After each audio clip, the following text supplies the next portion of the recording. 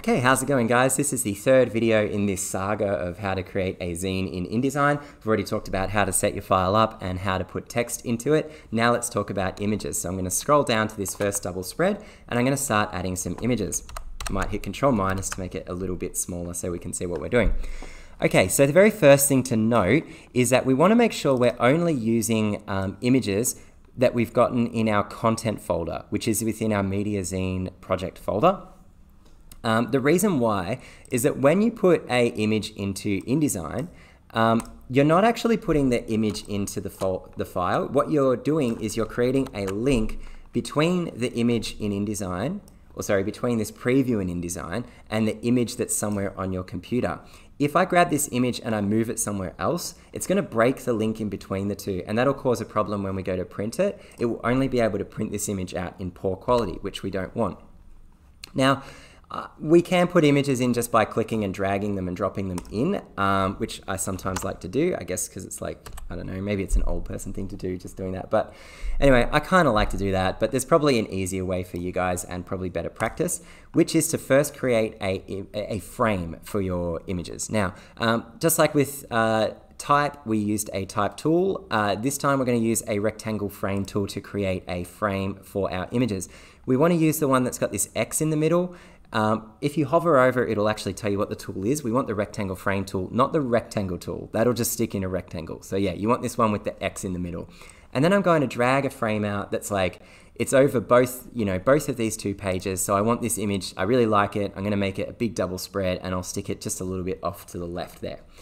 Now, I can grab the image from this folder here and just drag it in, but it's probably better for you guys to go to File and then Place, and then find the image on your computer, Media Zine Project Content, select it, go Open, and then it'll put the image right in that frame. Okay, so by default, this looks really good right now, but by default, what you guys will probably see is your image a little bit pixelated like this. And the reason why is that InDesign likes to display it at a low quality so that it can move really fast. Like I can just grab this gigantic image and move it around wherever I want, and InDesign's not lagging at all, even though this isn't the fastest computer in the world. So it's often a good idea to work with InDesign using this, if you go to display performance, this typical display quality. But before you go to print your file, you should at least go to high quality display and just check that the photo or whatever it is looks really sharp and nice and clear as you want it. So that looks really, really nice. Now, a couple of things about InDesign. So let's resize this image. So the frame and the image are two separate things. If I click and drag this, right, the frame is quite big. So the frame's all the way out here, but the image is only here. Now, I can actually, if I hover over this circle that's right in the middle of the image, a hand appears and I can actually click and drag the image around in that frame. So you can see like the image, that yellow frame, that's the whole image. But this blue frame that I've got here, that's the image frame for this image, right? So, you can move it anywhere within that frame, but most of the time you guys are probably going to want to move them together.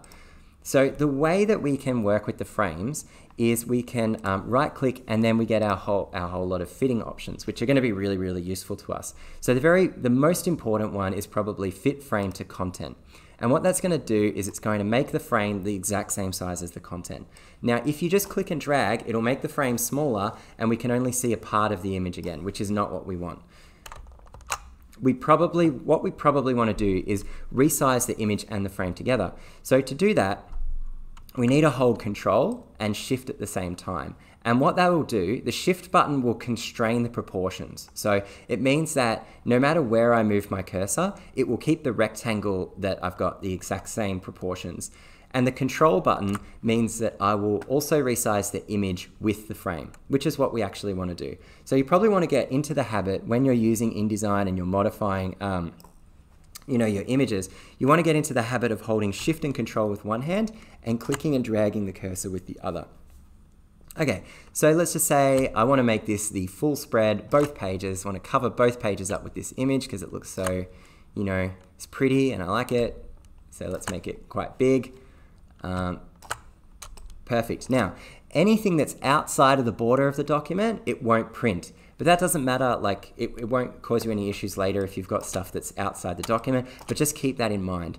Now this, let's move that across. This purple bit, that's just a margin. It's like a recommendation. It won't prevent anything from happening. It's just probably good practice usually to stay within those margins. Like if you're printing a booklet out with, you know, with white area around whatever you're printing, it's probably, yeah, it's a good idea to just sort of stick within those margins, but you can also make your image cover the entire spread of pages.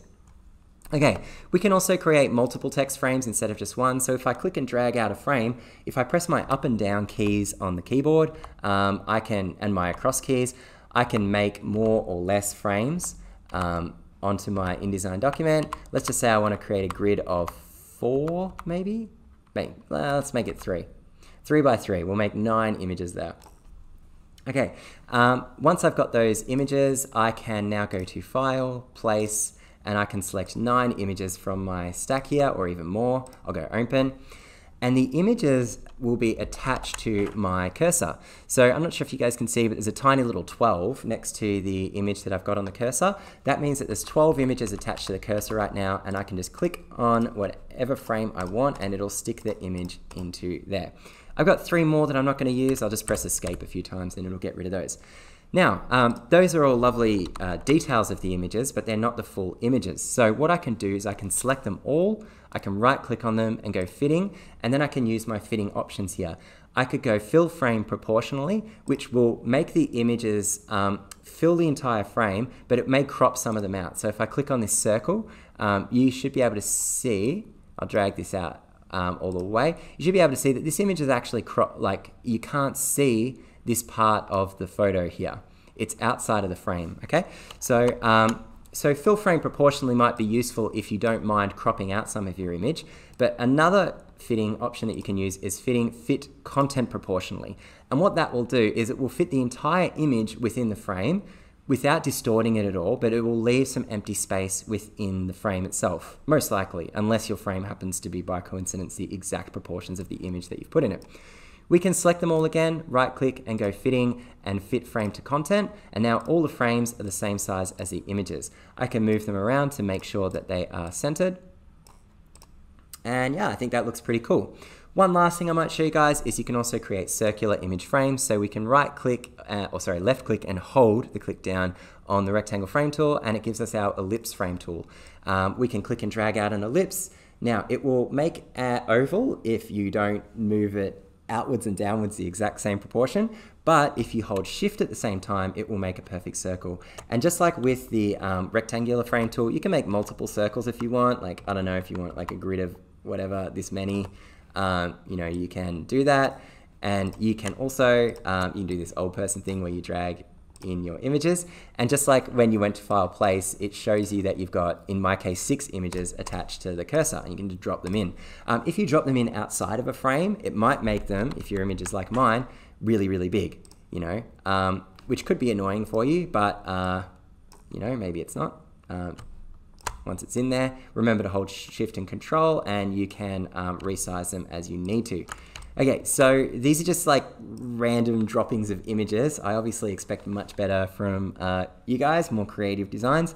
But yeah, that's how you do images. So now we've covered how to set up your document, how to add text into your document, and then how to add images into your document. I think the rest is probably stuff you can play with and figure out, make a really beautiful zine.